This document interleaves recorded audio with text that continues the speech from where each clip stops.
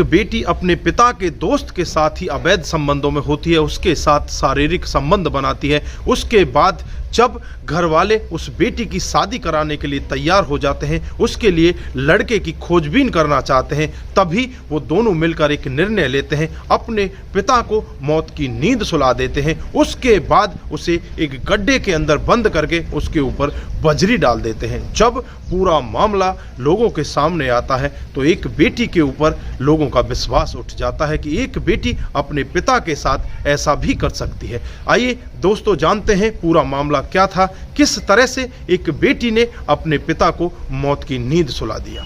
नमस्कार, जय हिंद। आप देख रहे हैं APH न्यूज़ राहुल रावत के साथ। तो दोस्तों आज की जो मैं हकीकत की घटना आपको बताने जा रहा हूं, उत्तर प्रदेश में एक जिला पड़ता है मिर्जापुर और यहीं का कालापट्टी गांव है। परिवार रहता है और उस परिवार का मुखिया होता है संतोष, और जिसकी उम्र होती है 47 साल। उसकी पत्नी की उम्र होती है 45 साल। उसके 2 बच्चे होते हैं। बड़े वाला लड़का होता है जिसकी उम्र होती है 22 साल, जिसका नाम होता है विनोद, और उसकी एक छोटी बेटी होती है जिसका नाम होता है सोनी, और जिसकी उम्र होती है 20 साल। आज से कुछ समय पहले इसी गांव में एक रविंद्र गौड़ नाम का व्यक्ति जिसकी उम्र होती है 40 साल अपने बीवी बच्चों को लेकर इसी गांव में रहने के लिए आ जाता है। कुछ झाड़ फूंक किया करता है और लोग उस पर इस कदर मोहित हो जाते हैं, उसके पास आने जाने लगते हैं। फिर वो उसी गांव में रहकर एक आटा की चक्की लगा देता है और लोग बाग आटा पिसवाने के लिए उसके पास आया जाया करते हैं। इधर जो संतोष होता है और रविंद्र गौड़, इन दोनों की आपस में दोस्ती हो जाती है। काफ़ी समय ऐसे ही बीत जाता है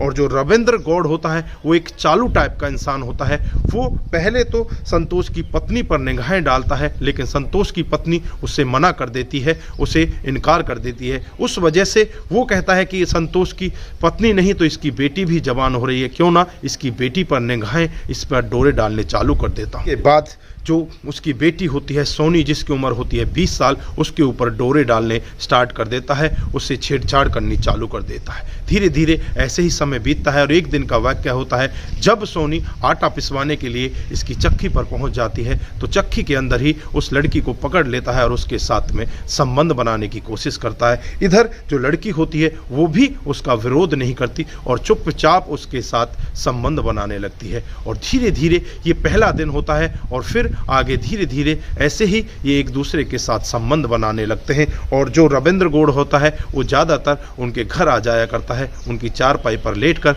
उसकी बेटी की तरफ देखता रहता है। यह सब नज़ारा जब बेटी की माँ देखती है तो बेटी की माँ को बहुत बुरा लगता है और वो अपने पति से कहती है कि हमारी बेटी अब जवान हो चुकी है, क्यों ना हम इसकी अब शादी कर दें। फिर जो लड़की का पिता होता है संतोष अपनी बेटी के लिए लड़का ढूंढना तलाश कर देता है और वो एक लड़का भी ढूंढ लेता है। उसके बाद जब बेटी को पता चलता है कि तुम्हारे लिए एक लड़के को तलाश कर लिया गया है, वो तुरंत ही अपने बॉयफ्रेंड, अपने पिता के दोस्त रविंद्र गौड़ के पास जाती है और उससे कहती है कि अब हमारा मिलना जुलना आज के बाद नहीं होगा, हम आज के बाद मिलना जुलना बंद कर देंगे, क्योंकि मेरे पिता ने मेरे लिए लड़का देख लिया है। अब इस पर रविंद्र गौड़ भी क्रोधित हो जाता है और वो कहने लगता है कि क्यों ना तेरे पिता को रास्ते से हटा दिया जाए। अगर तेरे पिता को रास्ते से हटा दिया जाएगा तो तेरी शादी रुक जाएगी, फिर उस लड़के से तेरी शादी नहीं होगी, फिर हमें मिलने से कोई भी नहीं रोक पाएगा। इस पर लड़की कोई प्रतिक्रिया नहीं देती। इसका मतलब होता है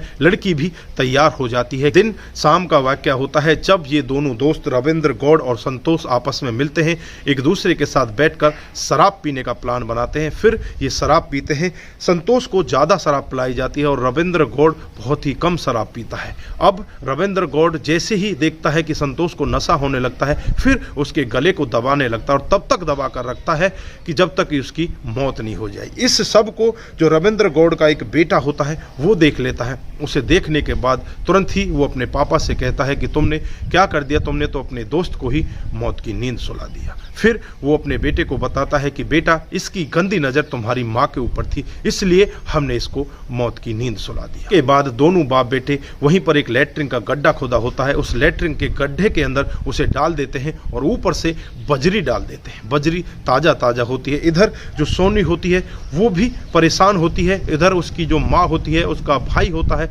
सभी घर वाले परेशान हो जाते हैं कि हमारा पिता कहाँ चला गया, हमारा पिता कहीं भी हमें दिखाई नहीं दे रहा। इधर सोनी वापस रविंद्र गौड़ के घर पहुंचती है और वहां जाकर उससे बातचीत करती है तो रविंद्र गौड़ उसे सब कुछ बता देता है और उसके साथ में फिर संबंध बनाता है। इधर जो सोनी होती है वो कुछ नहीं बताती, चुपचाप संबंध बना के अपने घर वापस आ जाती है। जो संतोष का बेटा होता है विनोद कुमार, वो रविंद्र गौड़ के घर जाता है और उनसे कहने लगता है कि तुमने हमारे पिताजी को देखा है, लेकिन रविंद्र गौड़ उससे कहता है कि मैंने तुम्हारे पिताजी को नहीं देखा, 3-4 दिन पहले से वो मेरे पास आए नहीं। लेकिन जो उसकी आवाज़ थी उसे देखकर उसे लगने लगता है कि कहीं ना कहीं ये कुछ छुपा रहा है और नज़दीकी पुलिस स्टेशन में बेटा पहुंच जाता है और बेटा अपने पिता की गुमशुदगी की रिपोर्ट दर्ज कराता है और कहता है कि मुझे शक हमारे पिताजी के दोस्त के ऊपर है जिसका नाम रविंद्र गौड़ है। अब तुरंत ही पुलिस हरकत में आ जाती है और रविंद्र गौड़ के घर पहुंच जाती है। वहां जाकर पूछताछ करती है तो रविंद्र गौड़ पहले तो कुछ बताने के मूड में नहीं होता,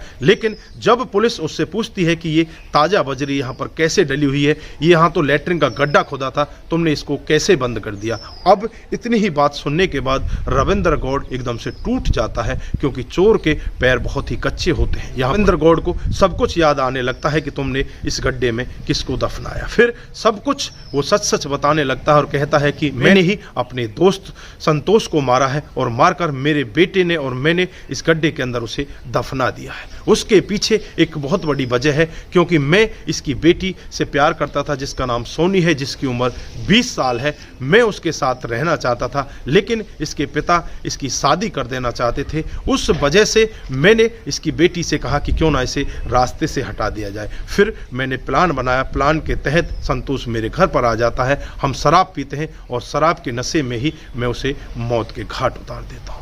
अब यह मामला जब पूरे गांव वाले सुनते हैं, आसपास के लोग सुनते हैं, तो सभी उस व्यक्ति के बारे में थू थू करने लगते हैं और उस लड़की के बारे में भी थू थू करने लगते हैं, जो कि अपने पिता को इतनी बेरहमी से मौत की नींद सुलवा देती है। पुलिस तुरंत ही हरकत में आ जाती है और रविंद्र गौड़ और उसके बेटे को और साथ में ही सोनी को भी गिरफ्तार करके उन्हें जेल में भेज दिया जाता है। तमाम धाराएं उनके खिलाफ लगा दी जाती हैं और आज वो सभी के सभी जेल में हैं। तो दोस्तों, यहाँ पर आप क्या कहना चाहते हैं? एक बेटी ने जो इतना बड़ा कदम उठाया, क्या वो सही था या गलत था? एक पापा जो अपनी बेटी को हमेशा प्यार दुलार के साथ पाल पोस कर बड़ा करता है, उसे उंगली पकड़कर चलाना सिखाता है और उसकी हर ख्वाहिश पूर्ति करता है, उसी पापा को उस बेटी ने अपने बॉयफ्रेंड यानी अपने पापा के दोस्त के साथ मिलकर इतनी बेरहमी से मौत के घाट उतार दिया। दोस्तों, आपकी जो भी राय है कमेंट बॉक्स में जरूर दीजिएगा। दोस्तों, इस घटनाक्रम को सुनाने का उद्देश्य किसी को बरगलाना, किसी को बहकाना, किसी पर किसी प्रकार का दबाव बनाना नहीं है। हमारा उद्देश्य बस यही है कि आप लोग जागरूक हों और ऐसे क्राइम के बारे में जानें जो डे बाय डे हमारे समाज में बढ़ते जा रहे हैं। दोस्तों, आज के लिए बस इतना ही, फिर मिलते हैं किसी नए मूड के साथ। तब तक के लिए आप अपना ख्याल रखें, अपने परिवार का ख्याल रखें, सतर्क रहें, सावधान रहें और ऐसे क्राइम को अपने आसपास ना होने दें। नमस्कार, जय हिंद, जय भारत।